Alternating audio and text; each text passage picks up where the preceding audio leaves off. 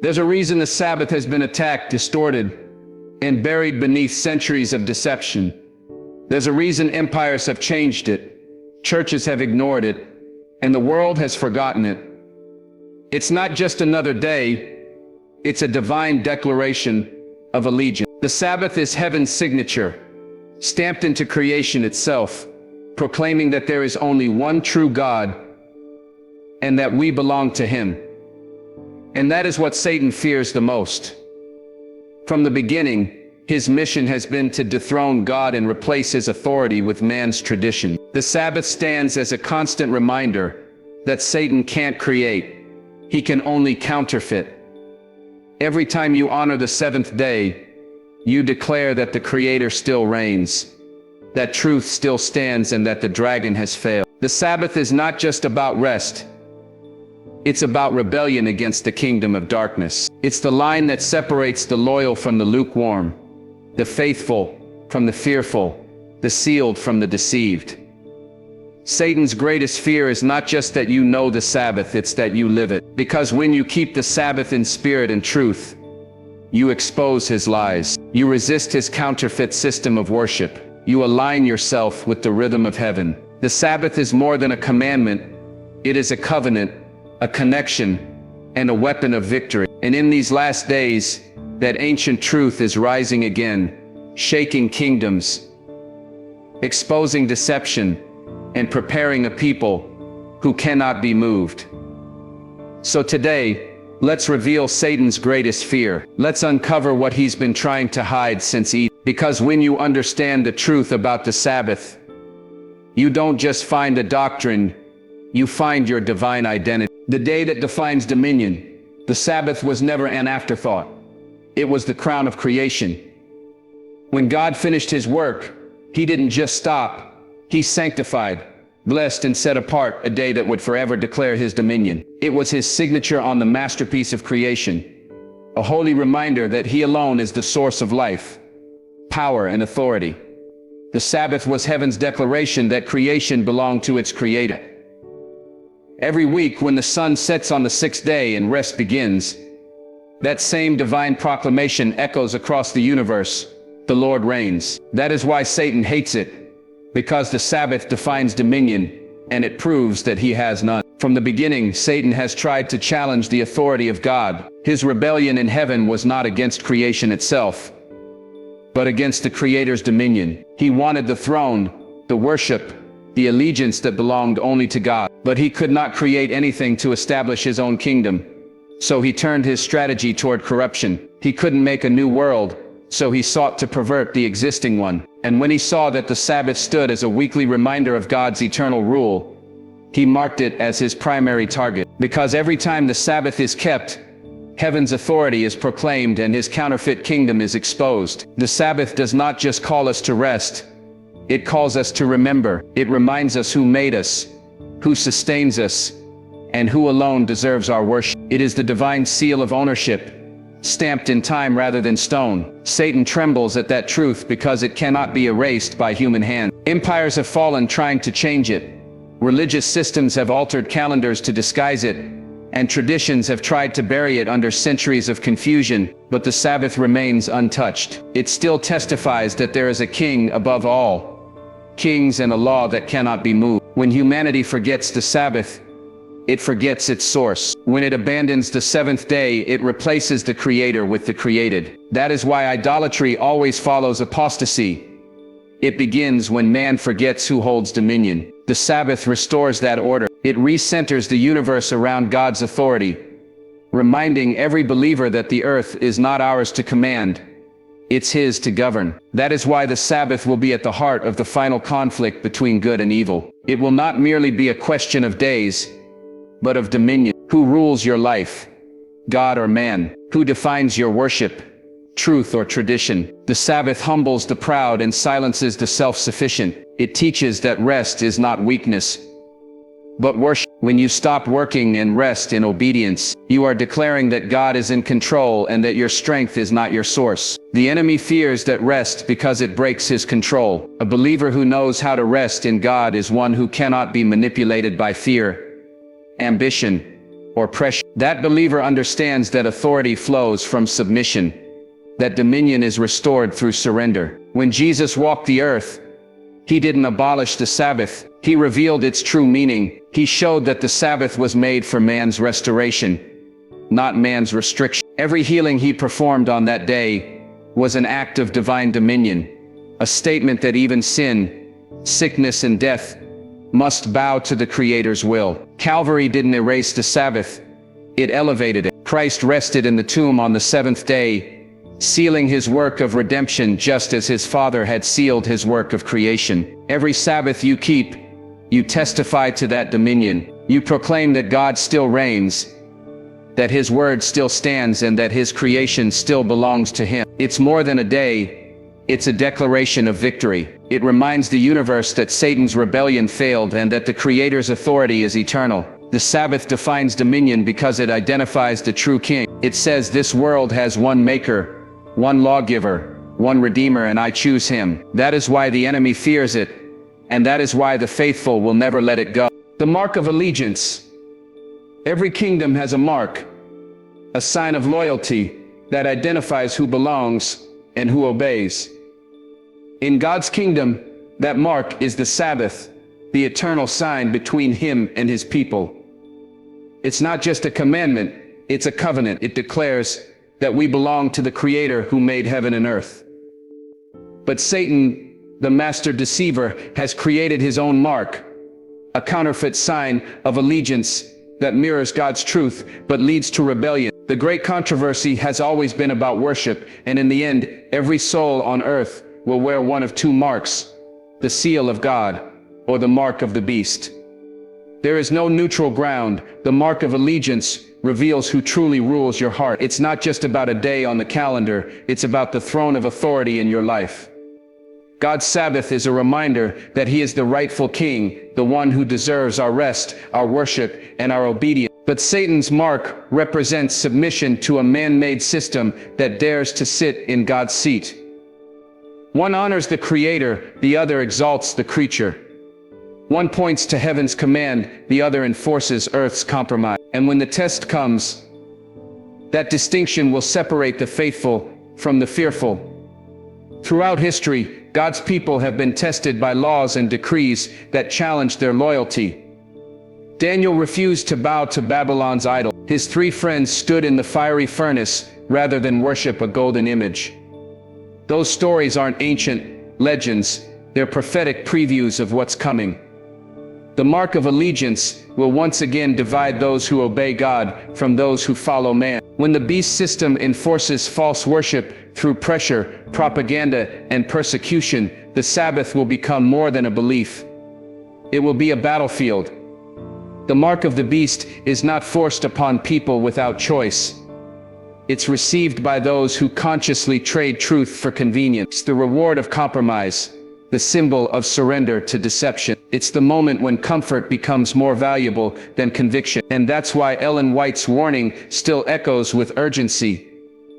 Even among those who profess to follow the truth, some will receive that mark because they never allowed the truth to transform their hearts. They kept the form of religion, but not the fire of obedience. True allegiance cannot be faked. You can't claim to serve God while ignoring his commandments. You can't worship the Creator while rejecting the very sign he gave as proof of his authority. The mark of allegiance is written in the choices you make every day: whom you honor, whose word you trust, whose law you obey. When you choose to rest on God's holy Sabbath, despite the world's opposition, you are declaring allegiance to the King of the universe. You are standing as a living testimony that truth cannot be rewritten and that divine authority cannot be replaced. But this mark of allegiance goes beyond ritual.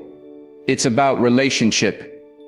The Sabbath is not a legal badge, it's a love mark. It says I belong to him and he belongs to me. It's the sign of intimacy between Creator and creation. That's why Satan hates it with unrelenting fury. He knows that those who truly rest in God cannot be controlled by fear, and those sealed by the Spirit cannot be deceived by falsehood. The Sabbath breaks the chains of worldly manipulation and reminds the believer of who their true master is. When the storm of final deception breaks over the world, when laws are passed and truth is outlawed, Those who carry God's seal will stand firm. They will not bow, not because they are stubborn, but because they are sealed. They will not conform, not because they are strong, but because they are surrendered. Their mark of allegiance is not visible to man, but it shines brightly before heaven. And when the dust of rebellion settles, only one mark will remain.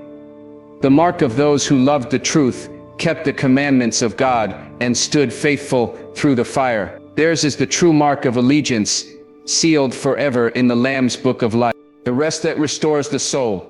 The Sabbath was never meant to be a burden. It was meant to be a blessing.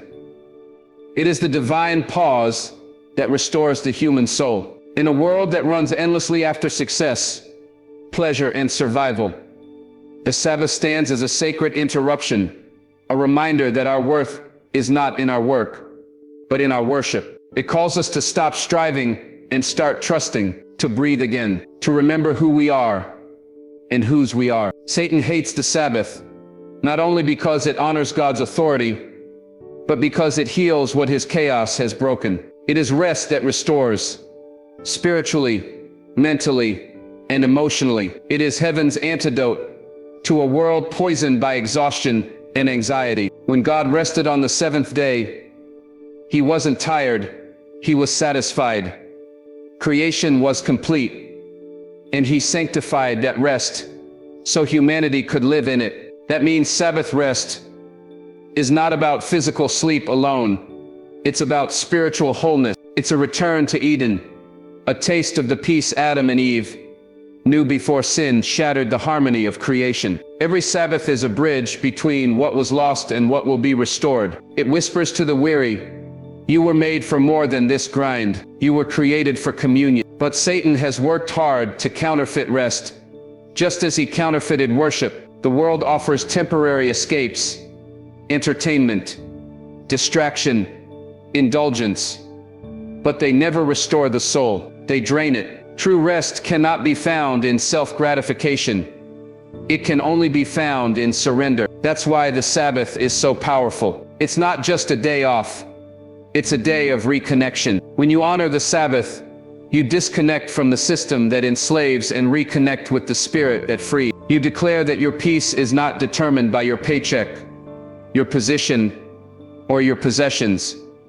It's rooted in the presence of God. This rest is revolutionary because it breaks the chains of spiritual slavery. In Egypt, the Israelites labored under Pharaoh's whip, working without rest, their identity reduced to production. But when God delivered them, the first thing he gave them was the Sabbath, a command to rest as free people. That was more than a law, it was liberation. God was saying, you are no longer slaves to a system. You belong to me now. That same call comes to every believer today. The Sabbath restores dignity in a world that treats people like machines. It teaches us that God values being over doing, relationship over result. In that sacred rest, the soul begins to heal. Guilt is replaced by grace, fear by faith, and weariness by worship. Families reconnect, minds are renewed, and hearts remember what truly matters. The Sabbath restores balance to the body and clarity to the spirit. It reorders priorities and resets purpose. The noise of the week fades,